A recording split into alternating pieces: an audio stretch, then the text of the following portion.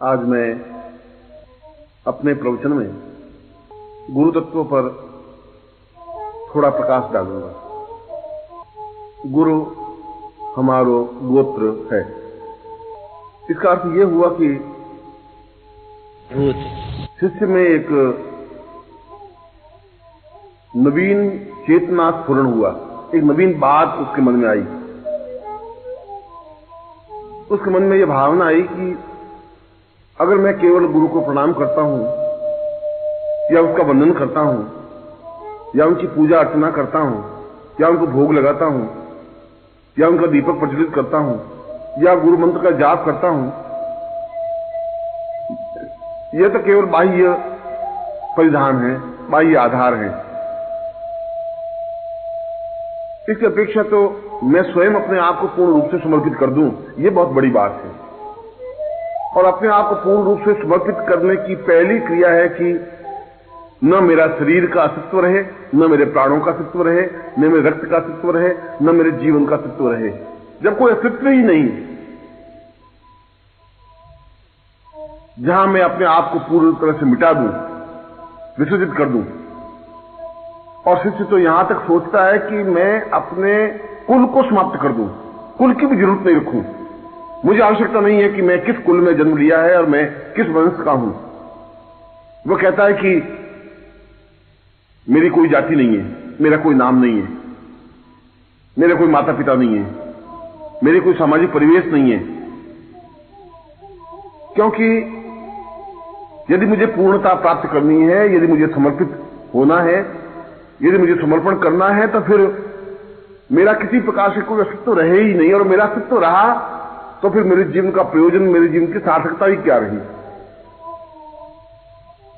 इसलिए अगर इस शरीर का कोई नाम होगा भी तो गुरु स्वयं अपने आप इसका नाम रखेंगे। क्योंकि आज तक इस नाम से, जो मेरा नाम है, इस नाम से तो मैंने जीवन में छल, झूठ, कपट, असत्य, न्यूनताएं बहुत रखी। उसे क्या लाभ होगा? उन असत्य और झूठ और छल और कपट और सारी गंदगी को लेकर के मैं गुरु के चरणों में समर्पित होऊंगा भी तो कैसे होऊंगा? मैं नया नामकरण चाहता हूं। आज से मेरा नया नाम हो, आज से मेरा नया धर्म हो, मेरी नई जाति हो, मेरा नया परिवेश हो और मेरा नया गोत्र हो। यहां शिष्य का एक नवीन चिंतन, नवीन भावभूमि, नवीन सरणी स्पष्ट होती है। वो ये कहता है कि मेरे जीवन का मूल उस जो गोत्र है, और गोत्र का तात्पर्य है कि मैं किस रक्त प्रवाह से संबंधित हूं।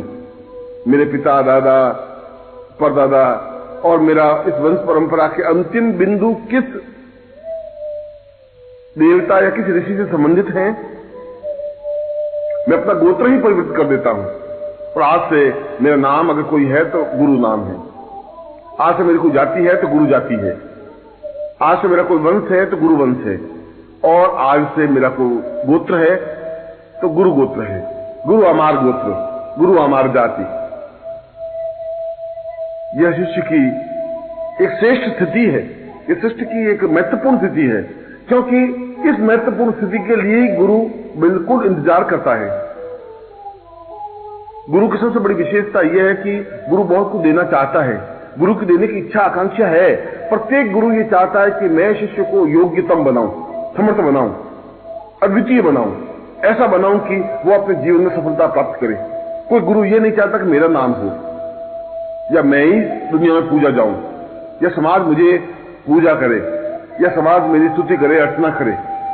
यह तो उसके गुणों से और उसकी विद्वत्ता से, उसकी श्रेष्ठता से, उसके ज्ञान से अपने आप स्वयं लोग प्रभावित हैं ही। लोग प्रभावित हैं, पर गुरु इस बात के लिए प्रभावित है कि मैं कुछ शिष्य तैयार करूं। शंकराचार्य ने अपने एक श्लोक में कहा है, पूर्वात्वतम पूर्व सरैव रूपम शिष्योत्पलम पूर्णमेव सत्यम। मेरे जीवन का यह सबसे बड़ा सौभाग्य होगा कि मुझे कोई शिष्य मिले, ऐसा शिष्य मिले जो अपने आप में पूर्ण रूप से समर्पित हो, अपने आप से पूर्ण रूप से फना होने वाला हो, अपने आप को उत्सर्ग करने वाला हो, आगे आए। कबीर कह रहा है कि कबीरा ये घर प्रेम का खाला का घर नाही, शीश उतारे भूई धरे वो पहनते घर माही। इस शिष्यता का जो घर है, जो शिष्य बनने की क्रिया है, वो इतना आसान नहीं है। ये खाला का घर नहीं है, ये मौसी का घर नहीं है, ये ऐसी बात नहीं है कि मुंह से शिष्य बोले शिष्य बन गए, ये ऐसा नहीं है। इसके लिए तो पहले बहुत जरूरी है कि शीश उतारे, अपना सिर उतार करके नीचे रख दे, निश्चय कर ले कि मैं मृत्यु को वर्ण प्राप्त कर लूंगा, मैं मर जाऊंगा, समाप्त हो जाऊंगा, अपने आप को फना कर दूंगा, जला दूंगा, अपने आप को उत्सर्ग कर दूंगा। मगर मैं अपने जीवन में जो निश्चय कर चुका हूं, जो अपने जीवन में सोच चुका हूं, उस कार्य को मैं अवश्य ही पूरा करूंगा ही। और मैंने अपने जीवन में सोचा है कि मैं सही अर्थों में शिष्य बन सकूं, मैं सही अर्थों में उत्सर्गमय बन सकूं। एक ही मानसरोवर के दो छोर हैं, एक छोर गुरु है, दूसरा छोर शिष्य है, और बीच में ज्ञान का अथाह मानसरोवर लहरा रहा है, और गुरु बराबर शिष्य को आवाज देता है।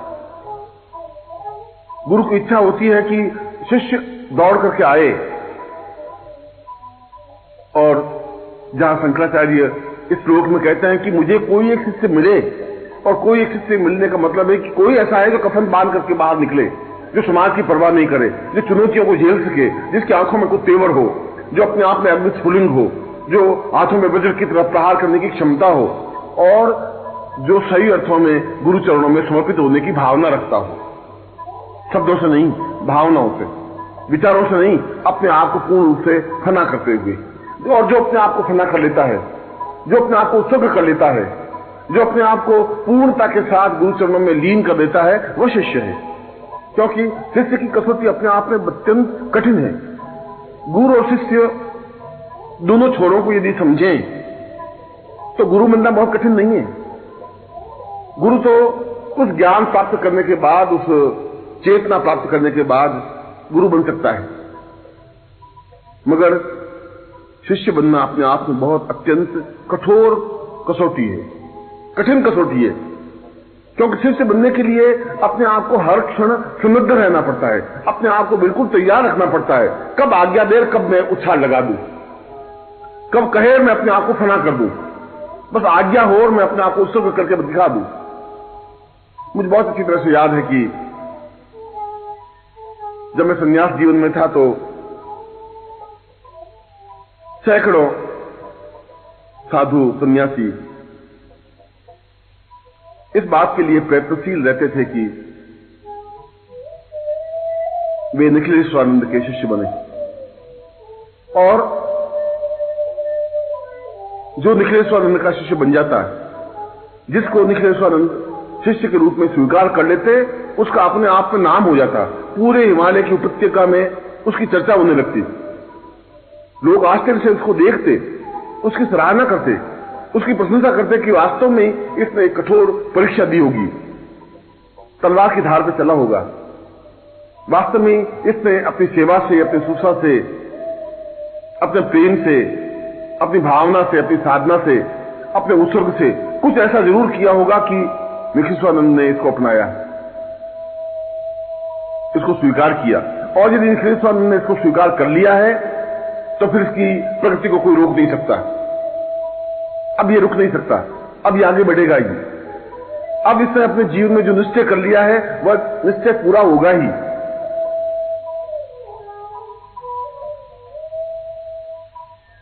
और इसी प्रकार उन सैकड़ों सन्यासियों, योगियों, साधुओं में से एक बालक सा 20-22 साल का भगवे कपड़े पहने हुए सन्यासी, जहां भी निखिलेश्वरानंद जाते वो पीछे ही पीछे जाता, चाहे सर्दी हो, चाहे गर्मी हो, चाहे बरसात हो। यदि वो कुटिया में होते तो बाहर 24 घंटे खड़ा रहता है, धूप में भी, बरसात में भी, सर्दी में भी।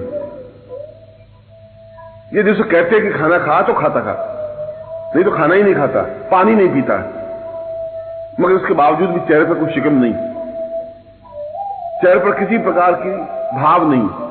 ऐसा नहीं कि मैं इतना दुख देख रहा हूं, इतनी वेदना सहन कर रहा हूं, न मालूम कब क्षण आएगा कि निखिलेश्वरानंद आगे बढ़कर के मुझे अपना लेंगे, शायद ऐसा कौन सा क्षण आएगा कि वे अपने सीने से मुझे खींच लेंगे, मेरे सिर पर हाथ रखेंगे और मुझे शिष्य रूप में स्वीकार कर लेंगे, उसके सामने कोई स्पष्ट नहीं था। वह सोच रहा था कि शायद हो सकता है इस जीवन में मुझे शिष्यता मिल जाए, नहीं भी मिले, हो सकता है ये पूरा जीवन मेरा इसी प्रकार से व्यतीत हो जाए इंतजार करते करते, मगर कोई बात नहीं। अगर इस जीवन में मुझे शिष्यता का सौभाग्य नहीं मिला तो अगले जीवन में तो जरूर मिलेगा ही। वह बहुत आशावादी था। एक बार बद्रीनाथ के आगे नरनारायण के पर्वतों पर निखिलेश्वरानंद बैठे हुए थे, साथ में 20, 25, 50 शिष्य बैठे हुए थे और वह कहीं दूर से दौड़ता हुआ हाँफता हुआ आया और आकर के साष्टांग दंडवत किया, खड़ा हो गया। निखिलेश्वरानंद ने उसे एक क्षण के लिए देखा और एहसास किया कि पिछले 2 साल से बराबर ये छाया की तरह पीछे ही पीछे घूम रहा है। निखिलेश्वरानंद ने अपने पास बुलाया और कहा कि क्या तुम वास्तव में शिष्य बनना चाहते हो? क्या तुम वास्तव में ही शिष्य बनकर के कुछ सीखना चाहते हो? क्या वास्तव में तुम आज्ञा पालन करोगे? उसने अत्यंत विनम्रतापूर्वक कहा कि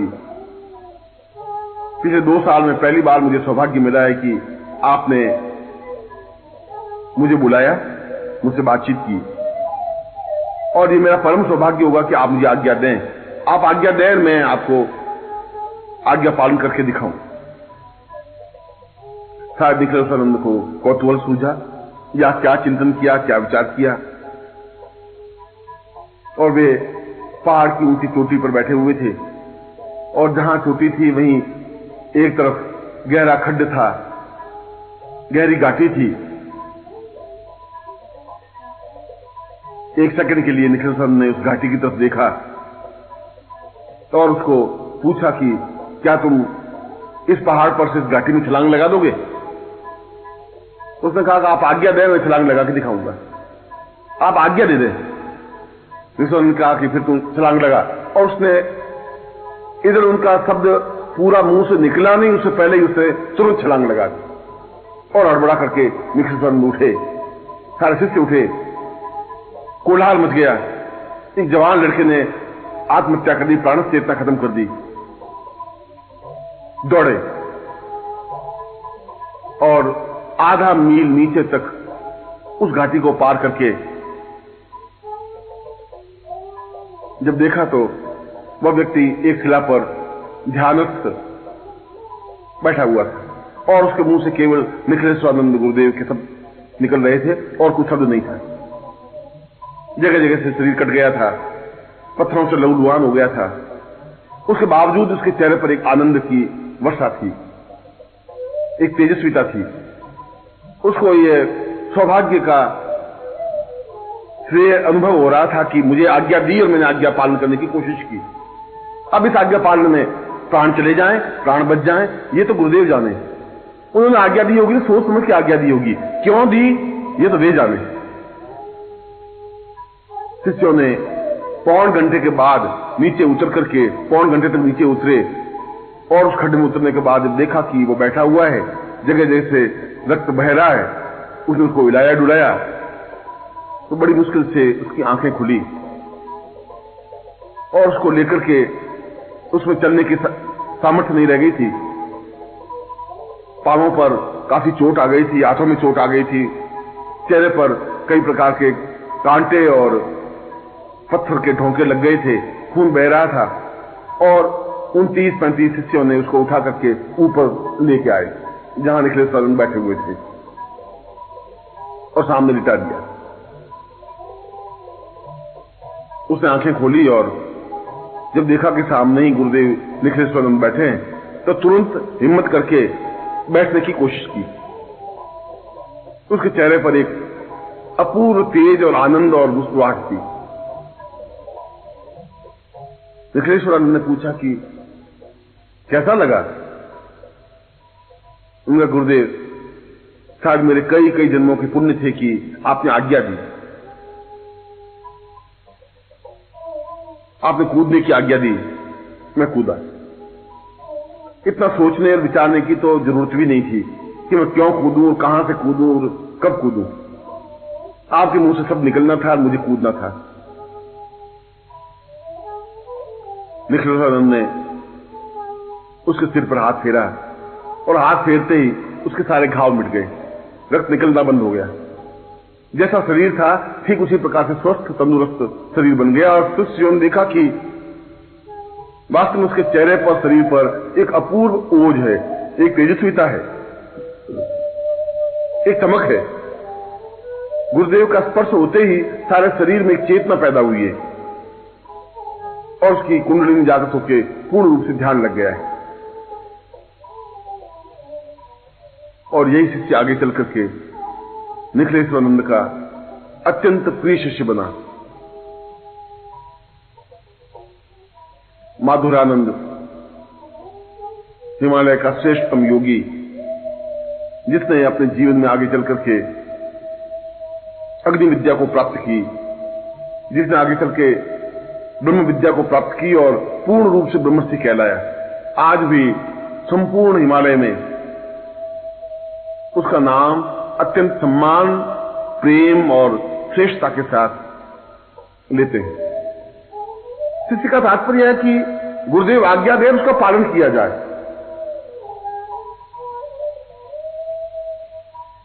मेरे जीवन में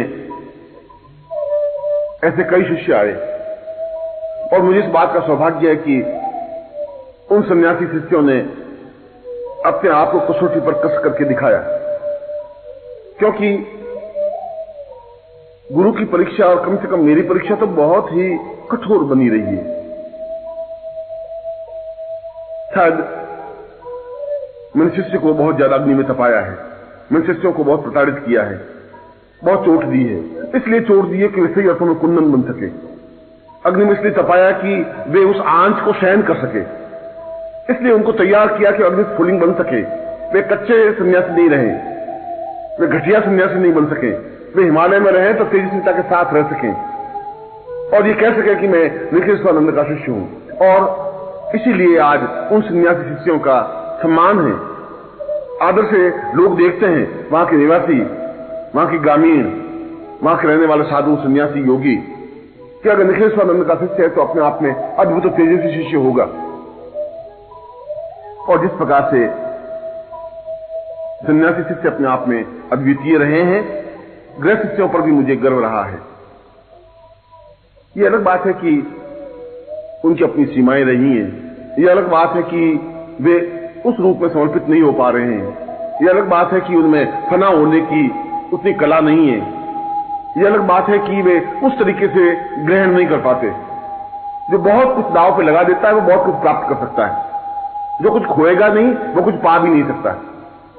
पाने के लिए बहुत कुछ खोना पड़ता है, अपने जीवन को दांव पे लगाना पड़ता है, अपने प्राणों को दांव पे लगाना पड़ता है, अपने आप को उत्सर्ग कर देना पड़ता है, अपने आप को न्योछावर कर देना पड़ता है। और न्योछावर होने के बाद जो कुछ खिलता है वो अपने आप में हजार हजार गुलाबों से भी ज्यादा सुगंधित बनता है, अपने आप में तेजस्वी बनता है, अपने आप में मधुरम बन जाता है। इसलिए मैंने कहा कि शिष्यता की कसौटी बहुत कठिन होती है, शिष्य बनना बहुत कठोर होता है, कितना आसान नहीं है। शिष्य बनने के लिए अपने आप को उत्सर्ग करने की भावना होनी चाहिए, सिर पे कफन बांधा हुआ होना चाहिए, पावों में एक ताकत होनी चाहिए, तेजस्विता होनी चाहिए।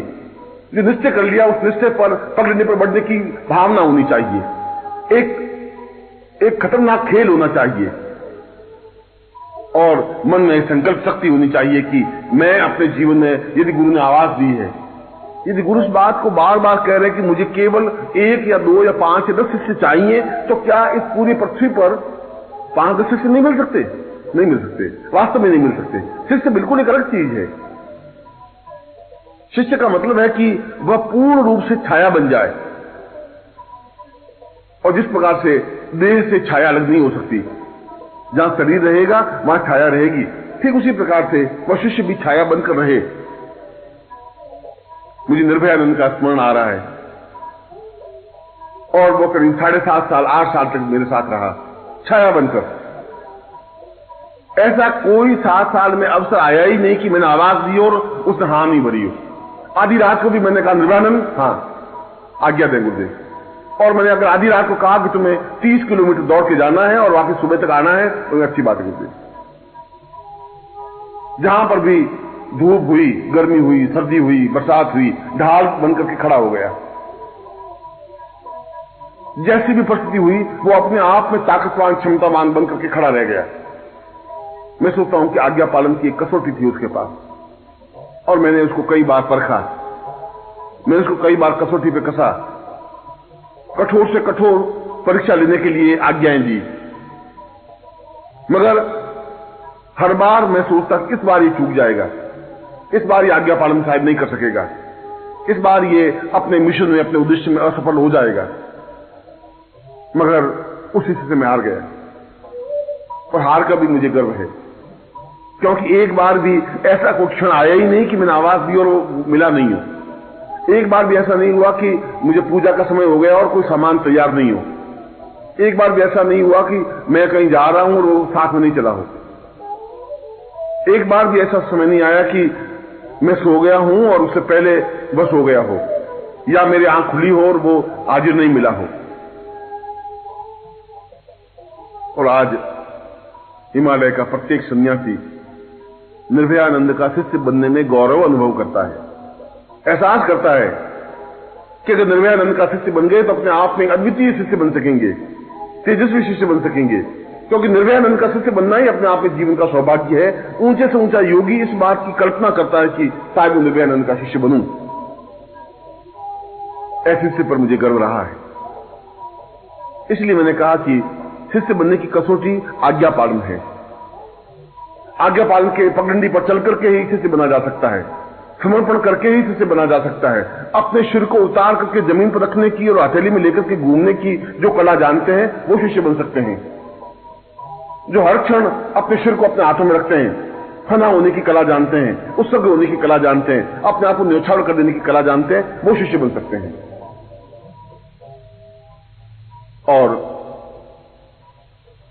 गुरु को उस बात की बहुत प्रसन्नता होती है जब शिष्य योग्य बनता है। जब गुरु देखता है कि मेरा शिष्य हंस बन गया है, इसके पंख आ गए हैं, ये उड़ने की कला सीख ली है, अभी आकाश में लंबी दूरी तक दौड़ सकता है, उड़ सकता है, अपने डैने फैला करके इस आकाश को नाप सकता है, इस सागर से पार हो सकता है, तब गुरु को ज्यादा प्रसन्नता होती है। उसका सीना 1 गज से 10 गज हो जाता है, छाती फूल जाती है, उसकी आंखों में दर्प आ जाता है। एक एहसास होता है कि मैंने शिष्य को तैयार किया, निर्माण किया। उसको विश्वास हो जाता है कि मैंने जो ज्ञान की चेतना जलाई है वह बुझेगी नहीं। उसको इस बात का हौसला, हिम्मत हो जाता है कि अब ये ज्ञान समाप्त नहीं होगा, अब ये चेतना समाप्त नहीं हो पाएगी। जो कुछ मैंने इस समाज को देना चाहा है वह मैं इस शिष्य के द्वारा दे सकूंगा, क्योंकि मैं जीवित ग्रंथ लिखना चाहता हूं। यह कागजों पर उपन्यास नहीं लिखना चाहता, कागजों पर किताबें नहीं लिखना चाहता, कागजों पर कोई चीज नहीं लिखना चाहता। मैं लिखना चाहता हूं जीवित जागृत पुस्तक हो, शिष्य के रूप में, जो चल फिर सके, जो बोल सके, जो आगे बढ़ सके, जो अपने जीवन को पूर्णता दे सके। और ऐसे शिष्यों से ये जीवन समझ सकता है, ऐसे शिष्यों से गुरुधन्य हो सकते हैं। ऐसे ही शिष्य यदि 1 या 2 या 4 या 5 या 10 या 12 मिल जाते हैं तो गुरु अपने आप में पूर्ण सफल बन जाता है।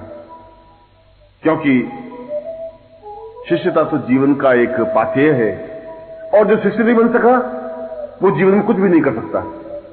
वह जीवन में बिल्कुल असफल होकर के मृत्यु को प्राप्त हो जाता है।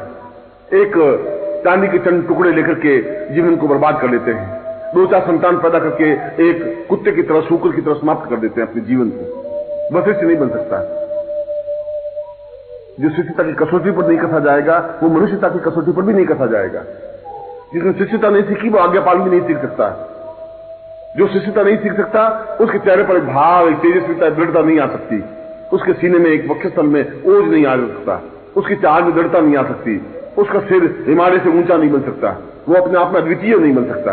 अद्वितीय बनने की कला और कसौटी शिष्यता से शुरू होती है और शिष्यता पर समाप्त हो जाती है। शिष्य बनकर के शिष्यता तक पहुंच जाना जीवन का एक बड़ा सौभाग्य होता है, जीवन की पूर्णता होती है, जीवन की श्रेष्ठता होती है। वो वास्तव में ही धन्य हो जाता है, स्वर्णिम बन जाता है, आभायुक्त हो जाता है, जीवन का सौंदर्य खिल जाता है, हजार हजार सौंदर्य उसके चेहरे पर खिल जाते हैं। और जहां पुरुष के लिए यह बात लागू होती है, वहां साधिकाओं के लिए भी यह बात लागू होती है, शिष्याओं के लिए भी बात लागू होती है। शिष्य और शिक्षा में तात्विक रूप से कोई अंतर नहीं है, वह चाहे साधक हो, चाहे साधिका हो, चाहे शिष्य हो, चाहे शिष्या हो। जो अपने आप को फरार कर देने की कला जानती है, जो अपने आप को उत्सर्ग कर देने की कला जानती है। मैंने कहा कि जो अपने गोत्र, कुल और नाम और वंश को छोड़ करके उस गोत्र से अपना नाम जोड़ देती है कि गुरु मेरा गोत्र है, गुरु मेरा नाम है, गुरु मेरा वंश है, गुरु मेरी जिंदगी है, मेरी धड़कन है, मेरी चेतना है, मेरे प्राण तत्व हैं, जो इस लेवल तक पहुंच जाती है, वह शिष्या कहलाती है। केवल हाथ जोड़ देने से शिष्या नहीं बन सकती, केवल आंखें बंद कर देने से, अगरबत्ती लगा देने से शिष्या नहीं बन सकती।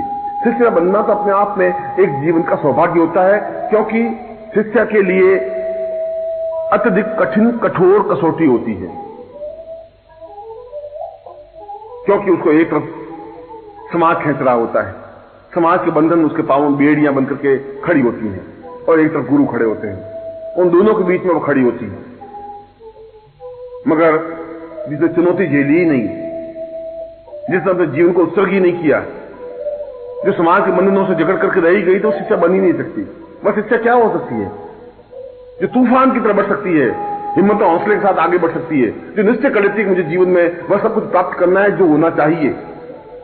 क्या होगा एक पति मिलकर के, क्या होगा एक पिता मिलकर के, क्या होगा समाज मिलकर के, क्या होगा 4 संतान पैदा करके, वह तो हजारों लाखों समाज के स्त्रियों ने पैदा किए हैं। मैं कुछ ऐसा करना चाहती हूं जो अपने आप में अद्वितीय हो, तभी वह मीरा बन सकती है, तभी वह राधा बन सकती है, तभी तो उसका नाम गली गली मोहल्ले में उसका परिचित नाम हो सकता है, जो इस बात को कहे कि सूली ऊपर शहद पिया कि किस विधि मिलनो हो।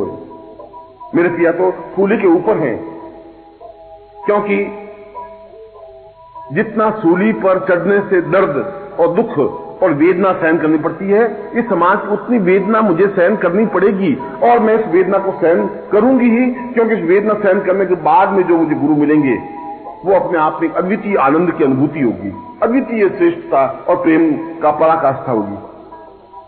उस दुख की घाटी को पार करके जब सुख की अनुभूति होती है, वो अपने आप में एक अद्वितीय अनुभूति होती है, अद्वितीय चेतना बनती है। इसलिए शिक्षा के लिए चुनौती ज्यादा मजबूत होती है। शिक्षकता के लिए और शिक्षा के लिए अपने आप में ज्यादा ताकत, ज्यादा क्षमतावान चाहिए। और मुझे अपने जीवन में जहां शिष्य मिले, ऐसी शिक्षाएं भी मिली, यह मेरे जीवन का सौभाग्य है। मुझे श्रेष्ठतम गुरु मिले, श्रेष्ठतम शिष्य मिले, श्रेष्ठतम शिक्षाएं मिली, प्राण चेतना मिली, जीवन के सौभाग्य मिले, और मुझे उन सब पर गर्व है। प्रश्न ये नहीं है कि हम क्या सीखें, प्रश्न यह भी नहीं है कि साधना का मूल मर्म क्या है। साधना बहुत छोटे लेवल की चीज है। जब आदमी अ आ ई सीखना चाहता है बालक, साधना कुछ वैसी चीज है। जिस प्रकार से बालक अगर अ आ ई सीख लेता है तो दीवारों पर, स्लेट पर, जमीन पर, रेत पर चारों तरफ लिखने की कोशिश करता रहता है, क्योंकि वो ये बताना चाहता है कि मैं अ आ ई सीख गया हूं। जिसका मन दिग्भ्रमित है वह भी इसी प्रकार से जब एक मंत्र प्राप्त हो जाता है, एक साधना प्राप्त हो जाती है, तो चारों तरफ उसको बिखेरता रहता है, बताता रहता है कि मैंने बगलम की साधना सिद्ध की है या बगलम की साधना कर रहा हूं।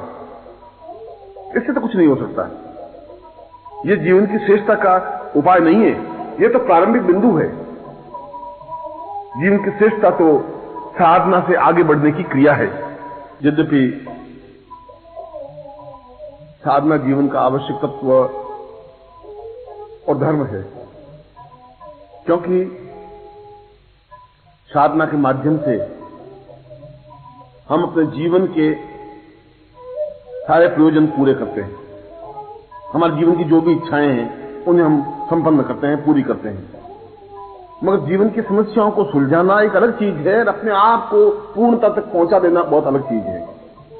जीवन में धन, यश, मान, पद, प्रतिष्ठा एक तस्कर के पास भी हो सकती है, एक चोर के पास भी धन हो सकता है, एक घटिया आदमी के पास भी बहुत सुख सुविधाएं की सामग्री हो सकती है, मगर इससे उसकी महानता नहीं बनती।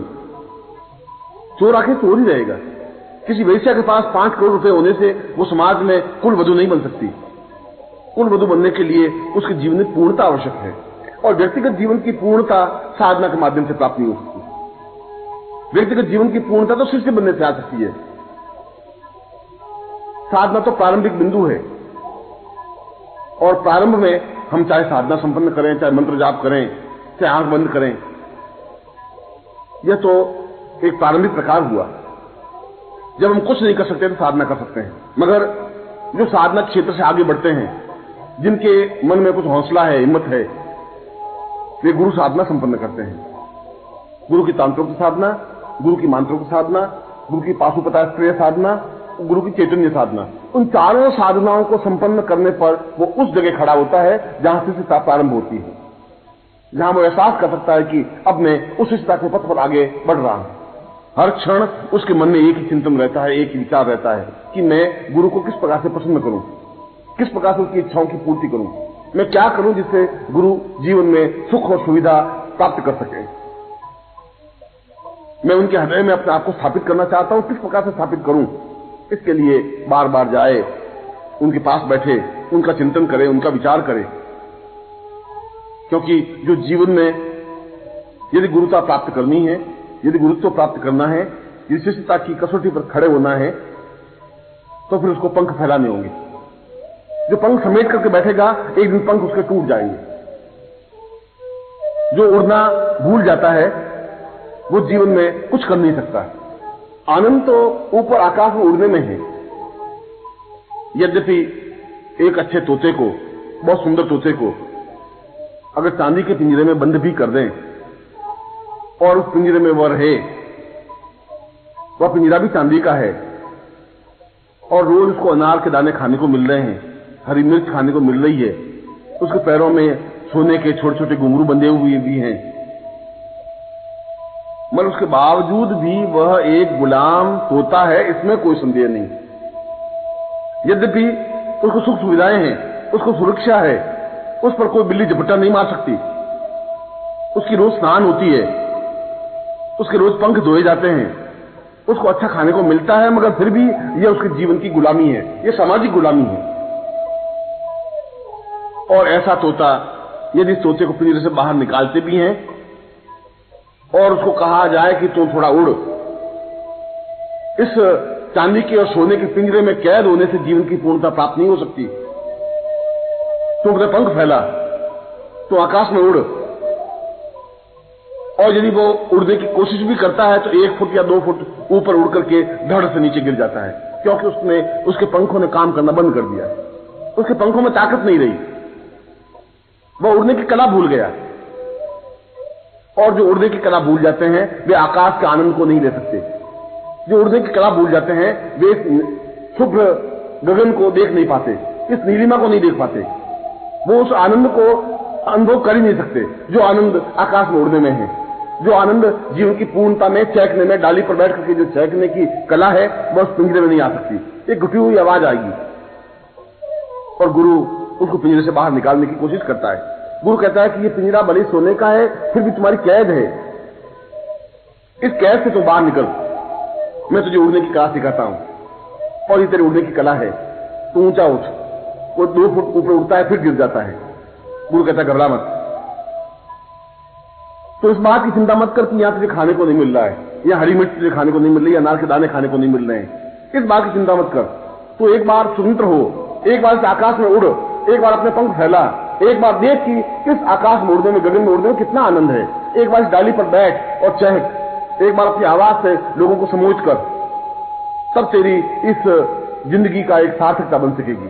और जिस क्षण वो पंख फैला करके उड़ता है आकाश में, उसमें गुरु को एक पूर्ण संतोष अनुभव होता है। उसमें उसको अनुभव होता है कि वास्तव में ही मैंने एक तोते को, मैंने एक जिंदगी को एक धड़कन दी, एक चेतना दी, एक प्राण चेतना दी, उसको ऊंचा उठाया, उसके पांवों में एक ताकत दी, उसके पंखों में हमने क्षमता भरी उड़ने की।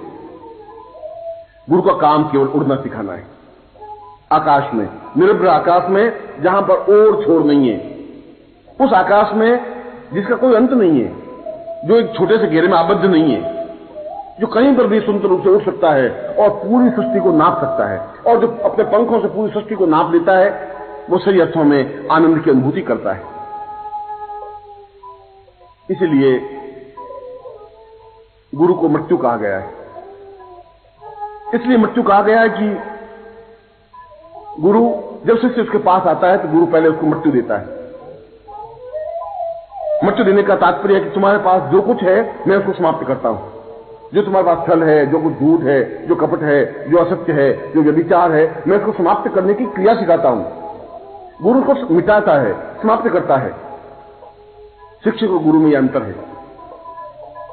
शिक्षक उसको भरता है, उसको गणित सिखाता है, उसको बॉटनी सिखाता है, उसको फिजिक्स सिखाता है, उसमें और ज्ञान भरने की कोशिश करता है जो कि उसकी आजीविका के लिए आवश्यक है, मगर गुरु को खाली करता है। यह गुरु और शिक्षक में अंतर है। गुरु कहता है कि ये तेरे अंदर जो छल है इसको तू दूर हटा, ये कपट है, ये जीवन की न्यूनता है, ये घटियापन है, ये पिंजरे में बंद रहने की जो कला है इसको तुम छोड़ दे। जो अपने आप को तुम सुरक्षित अनुभव कर रहा है, ये सुरक्षित नहीं है, इसमें आनंद नहीं है, इसमें तृप्ति नहीं है, इसमें चहक नहीं है, इसमें उड़ने की कला नहीं है।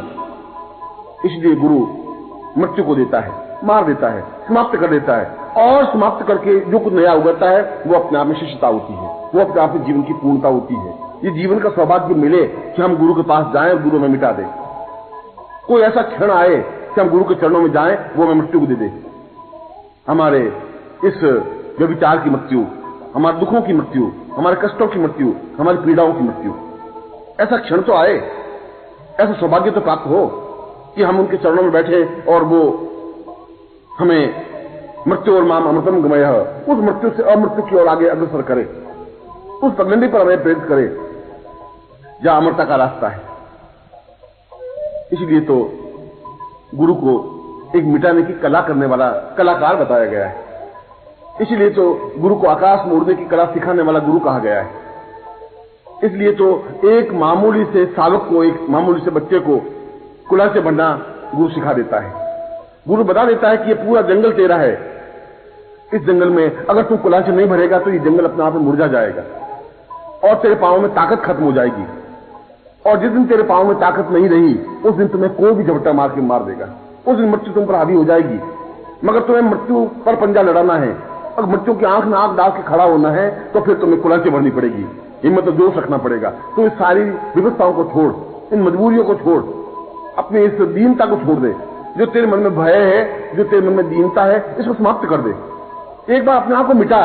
मैं तुझे मिटाने की कला सिखाता हूं, मैं तुझे मृत्यु की कला सिखाता हूं, क्योंकि इस मिटाने की कला के ऊपर जो कुछ मैं निर्माण करूंगा वो अपने आप में अद्वितीय होगा, श्रेष्ठ होगा, जीवन का एक पुण्यदायक कार्य होगा।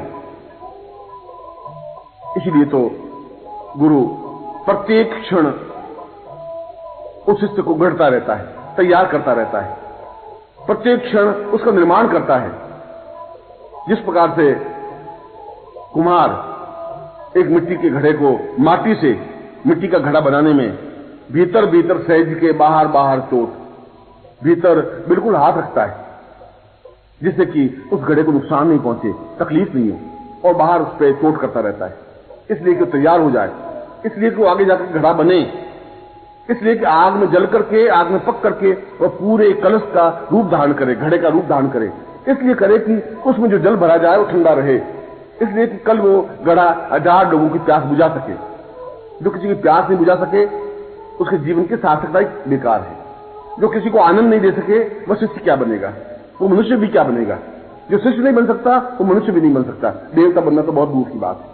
देवता बनने के लिए, साधक बनने के लिए, पूर्ण रूप से मनुष्य बनने के लिए, पुरुष बनने के लिए, पुरुषोत्तम बनने के लिए जरूरी है कि वो शिष्यता की उस पगडंडी पर खड़ा हो।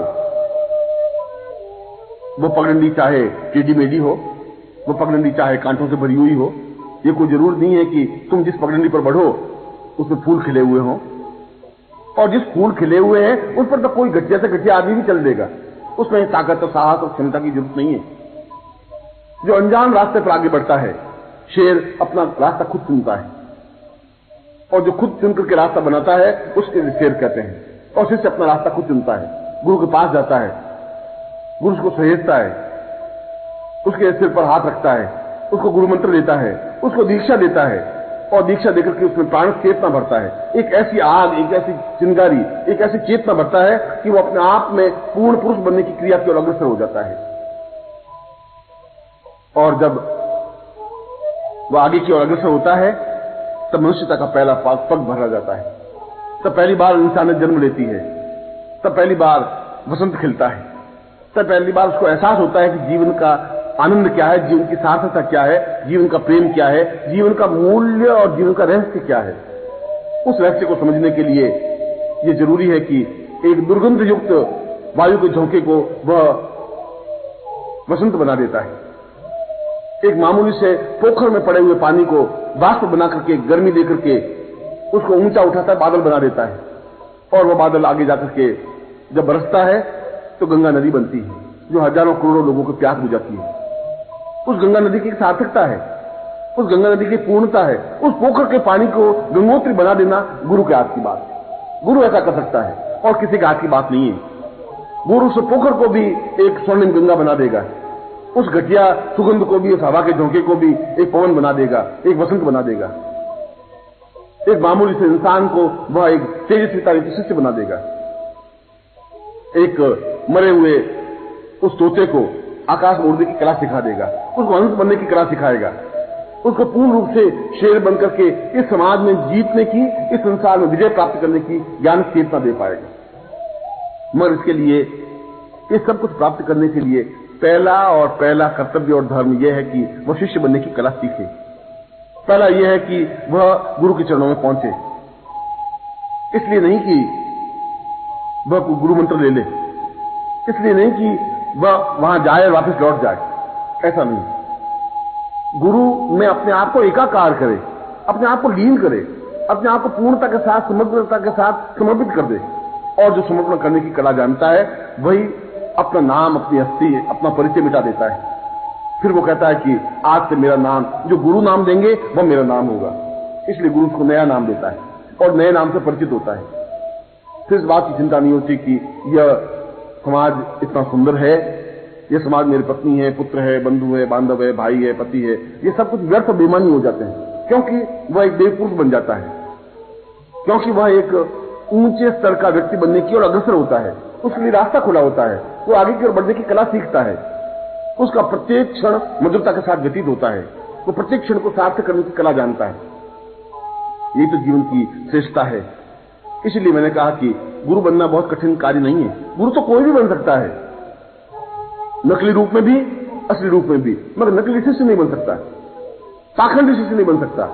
शिष्य बनने की पहली कला यह है कि वो अपने आप को मिटाए, अपने आप को उत्सर्ग करे, अपने आप को न्योछावर कर दे, अपने आप को मिटा दे। और ऐसा शिष्य जिस क्षण बनने की कला प्रारंभ होती है, उसी क्षण से मनुष्यता जन्म लेती है। हम इस पूरे राष्ट्र को, इस पूरे विश्व को सही मनुष्य बनाने की कला जानना चाहते हैं। हम चाहते हैं कि नए मनुष्य का निर्माण हो। हम चाहते हैं कि ये जो मनुष्य हैं ये घिसे पीटे हैं, इनके रूढ़िग्रस्त हो गए हैं, इनका चिंतन, इनका विचार बुढ़ा हो गया, वृद्ध हो गया है। ये समाज अपने आप में खोखला और बेकार हो गया है। जहां 5000 वर्ष पहले जो समाज था, ठीक उसी प्रकार का समाज चल रहा है। उस समाज में कोई परिवर्तन नहीं आया। वैसा ही छल, वैसा ही झूठ, वैसा ही बंधन, वैसी पत्नी, वैसा ही पति, वैसा ही पुत्र, वैसी बंधु, वैसे ही बांधव। कोई सुधार नहीं हुआ है, सुधार हो भी नहीं सकता। इसके बीच में से एक नए पुरुष की रचना करनी है, एक नए मनुष्य की रचना करनी है, एक नए मनुष्य का निर्माण करना है, और वह नया मनुष्य शिष्य बन सकेगा। अगर गुरु में चेतना है, गुरु में आग है, गुरु में स्फुलिंग है, तो वह नए मनुष्य का निर्माण कर सकता है। जैसा भी तुम्हारा जन्म हुआ हो, जिस घर में भी तुम्हारा जन्म हुआ हो, चाहे तुम बंधन में जकड़े हुए रहे हो, चाहे तुम किसी जाति, किसी वर्ण, किसी रूप, किसी रंग के हुए हो, ये अपने आप में कोई व्यर्थ नहीं, क्योंकि गुरु तो तुम्हें वापिस नया जन्म देता है। जिन्हों नाम जाते शूद्र संस्काराद द्विज उच्चते, वह तुम्हें संस्कार देता है, वह तुम्हें दूसरी बार जन्म देता है, दूसरा नाम देता है, नया नाम देता है। वो कहता है कि आज तक तुम्हारा जो नाम था, उस नाम को मैं मृत्यु देता हूं। आज तक तुम्हारा जो स्वभाव था, उस स्वभाव को मृत्यु देता हूं। आज तक तुम्हारे पास जो पूंजी थी, उसको मैं समाप्त करता हूं। मैं तुम्हें एक नवीन रास्ते पर, एक नवीन पृष्ठभूमि पर, नई भाव पर खड़ा कर रहा हूं। आज तुम्हारा ये नाम है, आज तुम्हारा ये जाति है, ये गोत्र है, आज से तुम्हारा गुरु गोत्र है, गुरु चेतना है, गुरु प्राण है, गुरु स्फुलिंग है, क्योंकि तुम उस गुरु रूपी रथ पर खड़े होकर के इस महासमर को जीत सकोगे। इस गुरु रूपी अग्नि स्फुलिंग पर बैठ करके अपने जीवन की चेतना को पूर्णता दे सकोगे। तुम्हारे पास वो ताकत और क्षमता आ पाएगी जहां जीवन की श्रेष्ठता तुम्हारे सामने होगी, तुम्हारी अद्वितीयता होगी, तुम जीवन को एक नवीन चेतना के साथ अग्रसर कर सकोगे। और ऐसा शिष्य यदि बनता है तो वह अपने आप में एक नवीन कसौटीमय शिष्य बनता है। कुछ घिसे पिटे शिष्यों की जरूरत नहीं है। इस प्रकार के शिष्य तो 1000 वर्षों से पैदा होते आए, जो विश्वासघाती होते हैं, जो छली होते हैं, जो झूठ और मक्कार होते हैं, जिनके मन में कुछ और होता है और ऊपर से केवल होठों से गुरु शब्द उच्चारण करते हैं। उससे ज्यादा तो पाप की कोई हो ही नहीं सकता, उससे ज्यादा अधर्मी और घटिया कोई व्यक्ति नहीं हो सकता। इससे तो अच्छा था तुम झूठ बोलने वाली बने रहते, इससे ज्यादा अच्छा था तुम विश्वासघाती बने रहते। तो कम से कम इस बात का तुम्हें गर्व होता कि तुम विश्वासघाती रहे। मगर मन में विश्वासघात लेकर के, मन में झूठ, कपट और असत्य और व्यभिचार लेकर के तुम जब गुरु के सामने खड़े होते हो और अगर अपने आप को मिटाने की कला नहीं जानते हो, यदि उनके हाथों से अपने आप को मिटा नहीं सकते, तो फिर जीवन का कोई प्रयोजन, कोई अर्थ नहीं रह पाएगा। फिर तुम्हें जीवन में साधक बनने की कला भी नहीं आ पाएगी। साधक बनने की सर्वप्रथम कला ही यही है, श्रेष्ठता ही यही है कि तुम अपने शरीर को साध सको, अपने मन को चेतना युक्त दे सको, अपने जीवन को पूर्णता दे सको, अपने जीवन को अद्वितीयता दे सको। और इसीलिए तो अपने जीवन को गुरुमय बनाने के लिए अपना रक्त बदलना पड़ेगा। तुम्हारा जो रक्त है उसमें दूषितता है, वो रक्त तुम्हारे माता पिता का दिया हुआ है, वह तुम्हारे पूर्वजों का दिया हुआ रक्त है। उस रक्त में झूठ, छल, कपट, असत्य, व्यभिचार है। इसलिए बार बार तुम्हारी बुद्धि तुम पर हावी होती है, बार बार तुम सही रास्ते पर खड़े होते हो और बार बार तुम वापस उसी भ्रम जाल में उलझते हो। बार बार तुम्हारा भ्रम तुम्हें बार बार ये सोचता है कि मैं क्या करूं, क्या नहीं करूं, ये गुरु है भी कि नहीं है, क्या गुरु सेवा करने से कुछ मिलेगा भी नहीं मिलेगा, जीवन में कुछ पूर्णता प्राप्त हो पाएगी कि नहीं हो पाएगी। ये तुम्हारा छल, ये तुम्हारा रक्त जो घटिया और बेहुदा रक्त है, वो तुम्हें बार बार उद्वेलित कर रहा है। इस रक्त को बदलना पड़ेगा, तुम्हें एक नया रक्त देना पड़ेगा, तुम्हें एक नई चेतना देनी पड़ेगी, तुम्हें एक नए प्राण देने पड़ेंगे, तुम्हें नया धर्म और नया जाति देनी पड़ेगी, तुम्हें नया गोत्र देना पड़ेगा। और यह गोत्र गुरु गोत्र होगा। और जिसका गोत्र ही गुरु बन जाता है, जिसका प्राण गुरु बन जाते हैं, जिसकी चेतना गुरु बन जाती है, जिसका रक्त गुरुमय बन जाता है, वो अपने आप में एक युग पुरुष बन सकेगा, एक नवीन चेतना, एक प्राण चेतना युक्त बन सकेगा और वही सही अर्थों में शिष्य बन सकेगा। और इसीलिए देवोपनिषद में इस अपने गोत्र को भी बदलने की क्रिया के लिए कुछ विशेष श्लोकों की रचना हुई है, जिनका नित्य श्रवण करने से अपने आप शरीर में एक परिवर्तन आने लग जाता है, अपने आप शरीर में एक तेजस्विता आने लग जाती है, अपने आप शरीर में एक चेतना आने लग जाती है, एहसास होने लग जाता है कि मेरे जीवन की पूर्णता, कुछ मेरे चेहरे पर चमक आई है, ओज आया है, मेरी आंखों में एक नई चमक, नई प्राण चेतना आई है। इसलिए तो इन श्लोकों को अपने आप में महत्वपूर्ण श्लोक कहा गया है। इन श्लोकों का नित्य श्रवण करना ही जीवन की श्रेष्ठता की ओर अग्रसर होना है। यदि सही अर्थों में शिष्य बनना है तो सही अर्थों में शिष्य बनना ही है, गुरु के समीप जाना ही है, गुरु के प्राणों से एकाकार होना ही है, अपने आप को पूर्ण रूप से समर्पित करना ही है। और इन देवोपनिषद में स्पष्ट किए हुए इन श्लोकों को नित्य जो श्रवण करता है, सुनता है, अपने आप घर का वातावरण, उसके प्राणों का वातावरण, उसके हृदय का वातावरण, उसकी चेतना का वातावरण एक नए ढंग से निर्मित होती है। मैं उन्हीं श्लोकों को आपके सामने स्पष्ट कर रहा हूं, जिनको नित्य घर में सुनना जीवन का सौभाग्य कहा जाता है और जिन श्लोकों को मैं पहली बार स्पष्ट कर रहा हूं, क्योंकि देवोपनिषद तो अपने आप में एक अद्वितीय उपनिषद है, जिसका श्रवण करना, सुनना ही जीवन की सौभाग्य माना गया है। मैं उन श्लोकों को आपके सामने स्पष्ट कर रहा हूं। पूर्वं वदेन्यं वदतं सरेतं श्रीमानरेशं गुरुवै परेशं गुरुर्वै प्रणम्यं सदैवं प्रणम्यं गुरुर्वै गुरुर्वै गुरुर्वै नमामि। अचिन्त्य रूपम भवमेक रूपम प्राणोच्छ्वासं प्रहितं सदैव आत्मा स्वरूपम् अपरेयजेयम् गुरुर्वं गुरुर्वं गुरुर्वं नमामि न जानामि पूर्वं न मन्त्रं न तन्त्रं न योगं न क्षेमं पुरुषं वदेन्यम् न जानामि वित्तं प्रहितं प्रदेयम् गुरुर्वै गुरुर्वै गुरुर्वै नमामि सुनाथो न चिन्त्यं च ब्रह्मं स्वरूपं विष्णुश्च रुद्रं सहितं सदैव ज्ञानेव मूर्तवदतं भवनित्यरूपम् गुरुर्वं गुरुर्वं गुरुर्वं नमामि अहो भावरूपं महिशान्तरूपं शान्तस्वरूपं विष्णुस्वरूपं चैतन्यरूपं परं मदेवम्